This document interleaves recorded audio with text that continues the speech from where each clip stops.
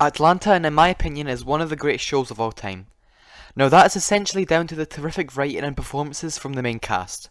But one thing that, in my opinion, elevates the show is the ending, which I think is genius. But why do I think that? First, the humour. Now Atlanta is a very funny show. A perfect example of this is the episode Barbershop, which involves Paperboy trying to get a haircut.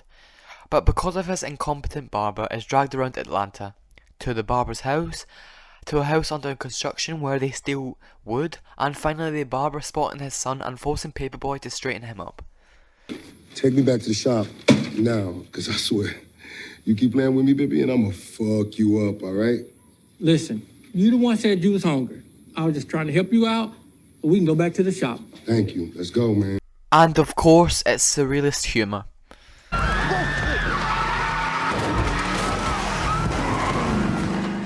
And this final episode does have plenty of great surrealist humour. One of the less subtle things being, of course, thick Judge Judy. Throughout the episode, Darius says that he knows if he's dreaming, depending on whether Judge Judy is thick or not. This is foreshadowed at the start of the episode. The episode opening like this.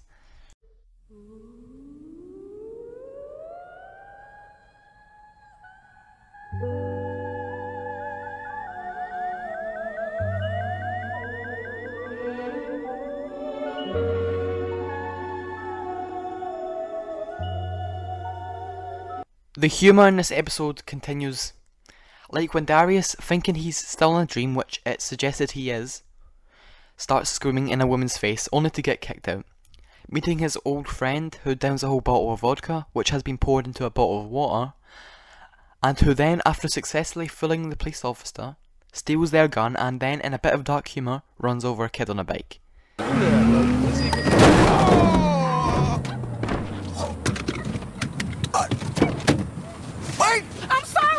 Where you going?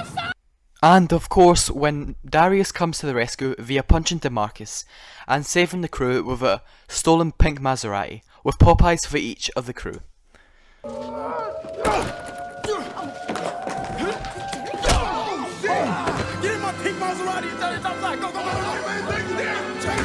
Now notice all the humorous scenes are with Darius, which isn't out of the ordinary for Atlanta, as he is commonly seen as the comic relief of the show.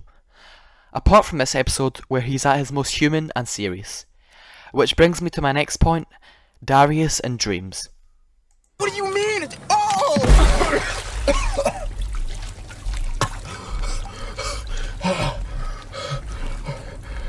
Darius is the main focus of the episode as he tries to figure out whether this is real or whether everybody is from one of his dreams. We first learn that Darius is dreaming when he bumps into his old friend, which after a gun is put in his hand, he wakes up in a sensory deprivation tank. Now, throughout Darius' dreams, you could be led to believe that what Darius is seeing are dead people. Now, obviously his brother is dead, but it is implied that the old friend he meets is also dead, with this line. Well, it was nice to see you. It's nice seeing you. This could then make you believe that Darius is possibly dead, which I think isn't what the writings were going for, but the ending is up for interpretation. But these scenes are good, as they establish a more personal side to Darius, with his past relationship with a dead friend, and his relationship with his brother, which due to his brother's death, has caused Darius to fall into a depression, which is the reason Darius has been using a sensory deprivation tank once a week to escape reality, but due to the usage has caused reality to escape him, as now he can't tell what's real and what's not unless he's near a TV screen. Due to the humanisation of Darius, it plays into a sort of trilogy of the last 3 episodes, as Ern found peace, and then in the episode after, Paperboy found peace, and now in the final episode of this show, it's Darius who needs to find peace, which is shown as Darius has a hallucination that his brother is still alive, and we see he misses him, as he asks his brother for an answer, but to no avail. But when he looks at the TV, it's thick Judge Judy.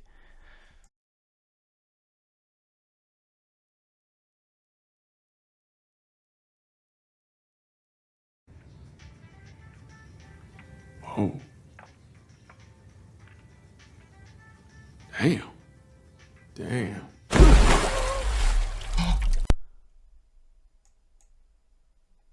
showing us that Darius is all alone in the world, except for his friendship with Ern, Alfred and Vanessa. This need for acceptance is mirrored with the other three main characters' story. Vanessa takes Ern and Alfred to a black-owned sushi restaurant. Throughout their time there, Van and Alfred seem to not like it due to them noticing a Popeyes across the street. And after enough time, Alfred decides to leave, not before Demarcus, the owner of the restaurant, stops them and starts a monologue explaining why they should support a black-owned restaurant instead of Popeyes, which its recipe was actually made by a white Italian family. You know who owns that recipe? An Italian man and his family, none of which have married black. I heard some of them even moved from New Orleans to New Jersey. This character can be seen as the personification of the show, and Paperboy can be seen as the audience. Demarcus just wants to express themselves, and the audience to try something different. As compared to most shows, especially considering the earlier seasons were more seen as realistic, but when the show became more artistic and out there, i.e. season 2, the best season, people thought it lost its quote-unquote blackness and its coolness, which it did not. It just tried to be more artistic, and the vision that Donald Glover had always had for the show, Twin Peaks with rappers.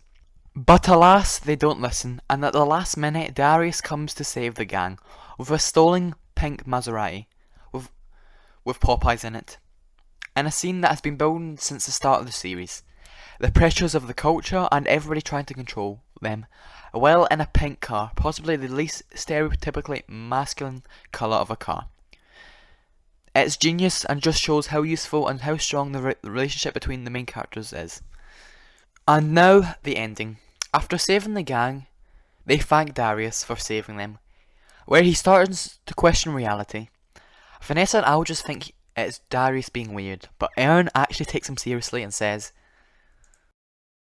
Darius, you're not in the tank. Huh. No, you're not in the tank. You're really here, and we're really your friends. Van and Al go out for a smoke. We see Judge Judy on the TV in the background. We hear faint sirens which suggest that Darius is possibly about to be arrested for stealing the car. Darius continues to watch TV, and as we wait in anticipation as to whether Darius is in a dream or not, the episode ends. Now, it's debated as to whether Atlanta was all in Darius' head, or whether only some bits were. Now, I'm not going to definitively say which is right, as the ending is left for interpretation, but I'm going to state which, in my opinion, I think is true. Now, as to whether if everything is in Darius' head, is backed up by the fact in the opening scene of the entire show, Darius seems to know he's in a TV show. Oh, hold on, man. I'm getting crazy deja vu right now. Okay, where's the dog with the Texas on him?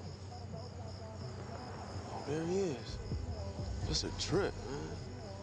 And the fact during the more surreal scenes of the show, like the invisible car scene, Darius seems to act like it's a normal thing. But the other interpretation, and the one I think the writers were going for, was that it was not all in Darius' head and that everybody was in fact real. This is backed up by the fact Darius seems to have a face of relief in the final shot.